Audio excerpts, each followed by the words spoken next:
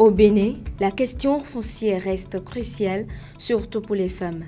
Le 29 novembre dernier, décideurs, chefs coutumiers et acteurs de la société civile se sont réunis à l'hôtel Bénin Royal de Cotonou pour débattre des droits fonciers des femmes. Cet événement, organisé par TMG, l'ONG L'Homme et Développement et la coalition des organisations membres de la plateforme nationale de la convergence globale des luttes pour la terre et l'eau, visait à préparer la COP16 et à garantir un meilleur accès des femmes à la terre. L'accès de la femme à la terre est un enjeu pour le rôle important qu'elle joue dans le domaine agricole et la sécurité alimentaire. Mais malheureusement, son droit d'accès aux ressources de production est limité, et ce malgré l'amélioration significative de l'environnement juridique.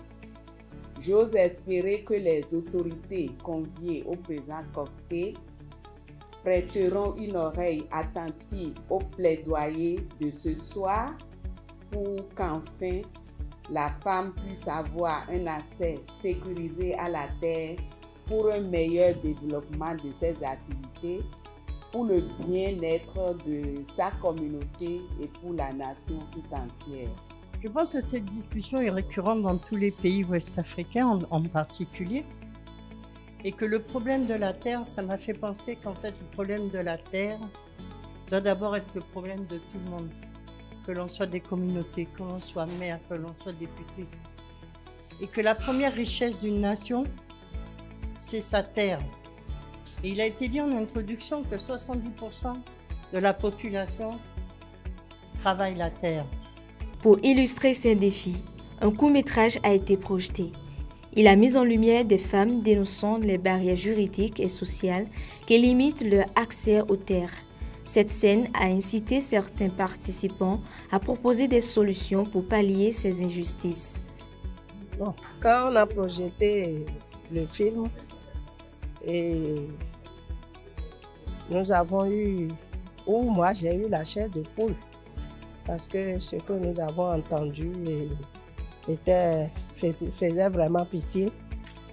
Et chacun, et particulièrement moi dans ma tête, j'ai commencé à réfléchir pour voir qu'est-ce que nous pouvons faire pour vraiment aider les populations qui sont dans ces conditions. Nous pouvons dire que la méconnaissance des tests et le manque d'informations sont des choses qui sont les bases aussi de ce qui est arrivé. Parce que dans tous les cas de figure, je crois que si les populations avaient eu l'information et étaient bien sensibilisées, elles auraient pris d'autres dispositions pour éviter ce déguerpissement forcé qui n'a fait qu'aggraver leurs conditions de vie. Nous sommes des élus du peuple. Nous sommes avec eux. Ceux qui portent l'information vers nous, nous essayons de les aider dans le processus de la justice.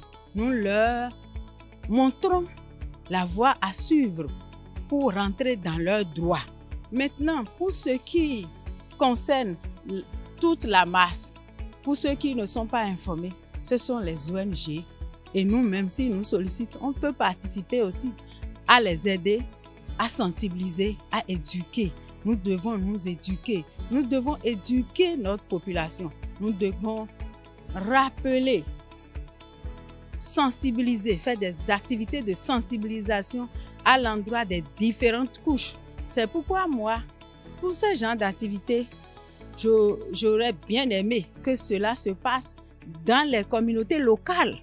Pourquoi pas? On va dans un arrondissement, on réunit les communautés à la base, ceux qui ne sont pas informés, ceux qui sont victimes de ces situations-là. Et donc, c'est plus décentralisé. Ça les touche directement. Donc, je fais en même temps ce plaidoyer à l'endroit des ONG pour qu'ils descendent dans les communautés à la base, pour que ces rencontres aient lieu plus proche de la population. Avec des engagements forts et des recommandations concrètes, cette rencontre marque un pas important vers l'égalité foncière au Bénin. Mais comme toujours, le plus grand défi reste la mise en œuvre.